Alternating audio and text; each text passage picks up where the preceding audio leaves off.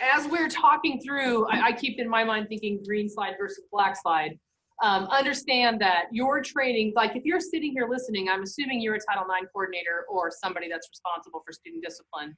All of the black stuff is what we have to do right now. So notice we still have obligations now. It's just that the proposed regulations are doing all the stupid who has to do what stuff. So we love those questions and I want to keep them coming, but I also, we're checking your box for current training, so I want to make sure that we also make clear that the black stuff is what you have to do right now. Okay, so number 2, English, you're the English teacher now. You're not the principal, you're not the superintendent, you're just an English teacher. Kim comes to you and says there's a group of senior girls who've watched the movie Mean Girls, and so they have their own burn book, and that they're using Snapchat for their burn book. They target Kim, and they call her fat, they call her slutty, they call her a bitch, and they call her ugly. Clearly, this is potentially bullying. Clearly, this is a student building culture problem. Question is this also a Title IX problem? And I think the answer is yes, yes, and yes. First thing I want to talk about, notice that this scenario says it's the English teacher. Is the English teacher now a responsible employee such that the fact that Kim has confided in the English teacher is enough to put the school district on the hook for deliberate indifference? The question and answer guidance from 2017, and again, remember I told you they've rescinded everything going back to 2001. So our best guidance right now is from 2001 that says any employee that has the authority to take action to solve the problem, and if a student reasonably believes that the employee has the authority to take that action, that makes you a responsible employee. So if this was the cook or the bus driver, bus driver's not great. Cook, probably the answer is no, not a responsible employee. But I think a student would reasonably assume that an English teacher has the authority to address this problem and is somebody in whom they should confide. So I think the English teacher currently is probably a responsible employee. For students. Now, if the student comes to the English teacher and confides that the social studies teacher made a pass at her, I don't think the English teacher right now is a responsible employee because the English teacher can't do anything to tell the social studies teacher to knock it off. So no matter who, if the allegation is student on student, I think all teachers currently are responsible employees. They have to report to the Title IX coordinator. And this means that when you do your back to school in-service or your next professional development day or your next what is it called, PLC, you need to be talking to staff members about, hey, remember, anybody that comes to you and talks about being bullied, if it includes any kind of sexual component, you have to run that up the chain of command to the Title IX coordinator. There are some exceptions for people that are licensed mental health practitioners who may be responsible employees for training purposes, but if the student has a legal expectation of confidentiality, then you wouldn't have to report it up the chain. That's gonna be a small minority of you, but those of you that do have LMHPs in your building, they would be exceptions to the reporting obligation. Now, we got a green slide. Looky here. Any teacher, by the regulations say, literally any teacher in a K-12 context is automatically a responsible employee now. So if the teacher is a coach and here's girls talking about in the locker room, once the teacher knows about it, the school district's obligation to investigate is triggered. That applies to student on student only, which I don't think is that much of a change. My question is this now going to expand to paraeducators and bus drivers and other people who would know students and have the ability to report the alleged sexual misconduct? The regulation defines sexual harassment as any unwelcome conduct that is so severe, pervasive, and objectively offensive that it effectively denies your access to the activity. So we're gonna have to train our staff now on when is getting called bitch once so severe, pervasive, and offensive that it affects your ability to be educated? Is getting called a bitch twice? Is it when you put whore in? Like, there's a lot of fine line drawing that I'm not sure we've trained our staff, just the general teaching core, anything on how to make these determinations. This is a great case, 2018 case from New Mexico that really illustrates this line between what is so severe, pervasive, and objectively offensive that it triggers your Title IX obligation. So this is a cheer camp. There are two girls that film another girl in the shower against her will. We get calls like this, I don't know, twice a semester. The girl filming another girl in the shower or the bathroom is a real thing. And if your sponsors are not supervising the locker room, like standing there while the girls get naked and get in the shower, they should be. Because this is a thing that happens, it's an archetype now, it happens consistently. So in this case, the cheer coach, the girl who's filmed goes to the cheerleading coach and tells her what happened. And the cheer coach is just wildly inappropriate. Tells the girl that she's ruined the whole weekend for everybody, tells the girl to keep her mouth shut. When the girl then calls the police and the police show up to investigate the cheerleaders, cheer coach refuses to talk to the police, refuses to give access to the other members of the cheer team to the police, comes back to the school like a week later, forces the victim to stand up in front of the rest of the team and apologize to them for ruining their weekend. The cheer coach won't let her do lifts anymore, makes her sit out for part of practices, eventually takes her off the varsity squad. Clearly an inappropriate response under Title IX. Then after the girl is kicked off the team, her teammates continue to harass her. They call her a slut, call her a whore and all of that. You can put the other stuff in that even Karen's afraid to say. Finally, the girl says, there are not many, but there are some. Finally, she says, hey, I can't stand it here anymore. I want to transfer. The district lets her transfer, and then she turns around and sues them under Title IX. Now, the court in this case said, this is a case where we're forced to draw those fine lines between what is bad and what is so severe, pervasive, and objectively offensive that no reasonable person should be expected to endure it. This case is that area. And the court said simply calling her names in this context was not enough to trigger Title IX obligation. And interestingly, a single incident of recording the girl in the shower was not enough. I'm not sure every court would agree with that. The question is, how offended is the judge when they are seeing the evidence of what happened, right? No, so severe or pervasive, no reasonable person should be expected to endure it. What is a reasonable person? Now, Bobby's right. I have no doubt that OCR would say your Title IX obligations are triggered and they would make you run the investigatory process. But the court here said that one video recording was not enough. What do you think? All right. Wait, let me just say, last bullet point. I think the first two bullet points are explained a little bit by the third one, because the court said, even though we're not going to find you liable under Title IX, we are going to find you liable for retaliation against her for reporting it. All the stuff the cheer coach did was retaliatory. And I think since the court knew they were going to hold the district liable on Claim B, that explains why they didn't hold them liable on Claim A. I'm not so sure that the outcome wouldn't be different if the court hadn't been confident they were going to tag the district on the back end for the retaliation. So, question. Any advice for handling locker room or shower situations where we have girls coming forward saying they're uncomfortable knowing some girls are gay and they have to share a communal shower? So you have girls who have have announced that they are gay or bi or tri or whatever I have many choices now I didn't even know I had when I was in high school. And so what happens then? I think that the answer to all of this is just good old-fashioned locker room supervision. The transgender cases would tell us that if a gender normative student says, I'm uncomfortable changing in a room with the transgendered student, and I think it would also be true for a gay student, that what you say to that girl is, you, the normative student, may go change someplace else. I do not think you can tell the gay student that she must change someplace else, although there's an argument in Nebraska law you could, but I think you're just playing with fire. But the courts have said that the normative student can be told that they can change someplace else. But the bottom line is we gotta have somebody in the locker room supervising, so that the worst thing that's happening is the gay students ogling the girl, but there's no touching, there's no harassing, there's no commenting, because there's a coach in the locker room to say, hey, knock that off. And Brad Jacobson offers put up stalls and curtains, and I say a lot of our districts have done that. And I do a lot of construction work, and when the new construction comes up, this is one of the issues we do address. I think if somebody asked me 50 years from now, what's it going to look like? You're going to have all single stall restrooms is what you're going to have.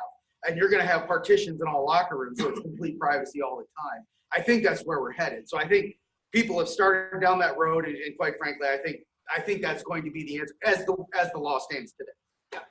When I was in high school, I remember so vividly walking into the locker room, and there was like it was in Crete, there was like a single like pillar, and the water just came out the top, and everybody stood and showered like shoulder to shoulder. I just don't think new construction is going to put districts in the position of having to supervise in that kind of environment anymore. I agree with Steve-O. The way to do it is to build partitions or hang curtains. I am assuming KSB would be willing to do some Title IX training for staff. Yeah, yes, absolutely. And again, we're trying to figure out ways to make this plug and play, friendly, cost effective. So I don't know if that's going to be a video series. But seriously, when we send out the evaluation, I would love to hear your feedback about how you want it. I love coming to your buildings. Bobby loves coming to your buildings. Steve doesn't love teachers, but he loves coming to your buildings. I love teachers. I'm not allowed to present to students. That's student. I'm too honest. Like so. all 5 of us would happily deploy and do training in person if that's what you want. Or is it better, this is what we're thinking, or is it better to have like a video series that they have to click through so you're not doing everybody, I don't know. But yeah, we're going to try to find some ways to do that for you in a cost-effective and user-friendly manner. Dennis Ship just texted me. He says, cha-ching. Hey, you can't blame us for what Betsy DeVos does. We're doing our best, my friend. Oh, I'll blame Dennis. We've got another one. Locker room supervision is not easy. In many small schools, female activities are coached by only males. I know. Is it necessary to hire someone to supervise the locker room in that scenario? Yes. Yes, somebody has to be doing the supervision. If you absolutely positively do not have a para or a certificated staff member who's the right gender to supervise the locker room, then you're going to have to either get a parent volunteer. I think it can be a parent. I don't think it has to be an employee. But I'm nervous about it being a parent volunteer if that parent's kid is the alleged sexual aggressor, right? But I do think it can be a volunteer. But no, guys, I love you all. I will defend you to the death. Just leaving locker rooms unsupervised because they're girls, that is in and of itself a Title IX violation. And that is the current state of play in way too many school districts across the state. We've had more locker room problems with girls in the last 5 years than boys. It used to be boys in the locker room. It's girls doing weird crap in the locker room that we get calls on now. So, this Krebs case. So this one, the school wins. Court says being called names is not bad enough. This is an 8th grade girl who we don't have a video in the shower. We don't have anything like that. We literally have them telling her, "You're stupid, you're a slut, you're a whore."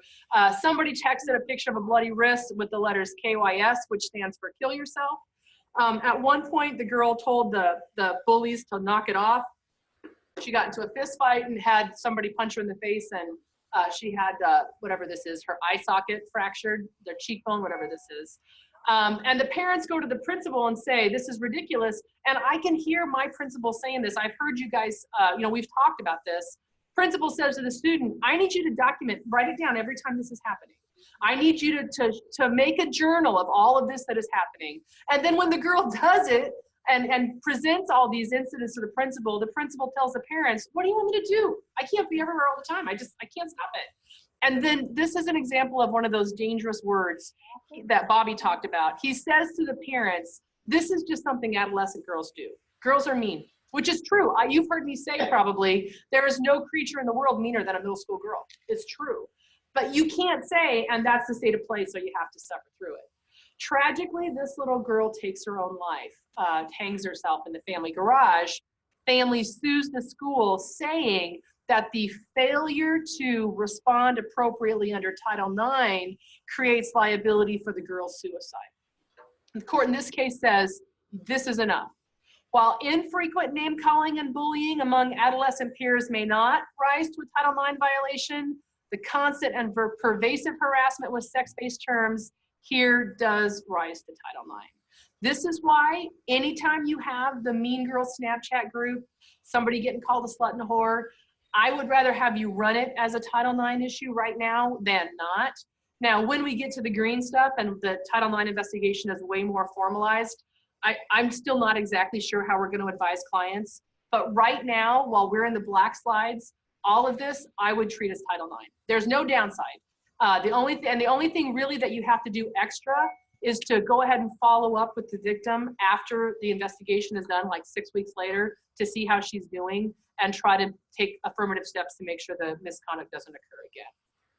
So coming back to our example, what about Kim? First off, you got to make dang sure that your English teacher knows that this is a mandatory report up to the Title IX coordinator. So you got to do that training.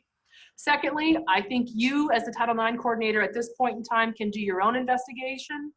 Remember, under the proposed regulations, we have that insanity of we don't know who's going to do the investigation, but it can't be the Title IX coordinator.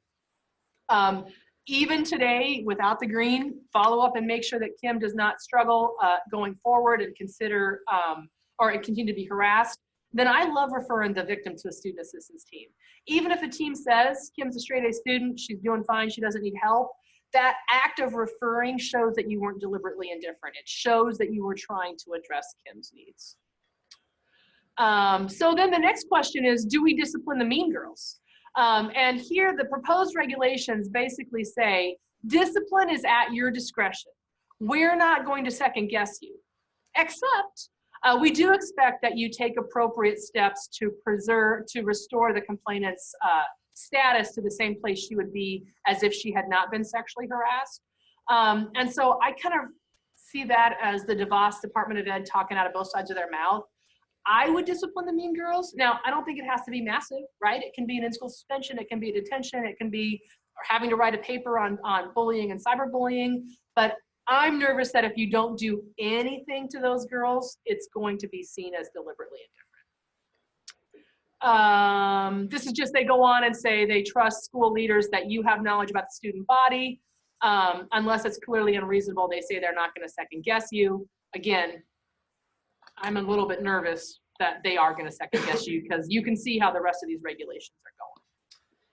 Questions, Evo? We have one.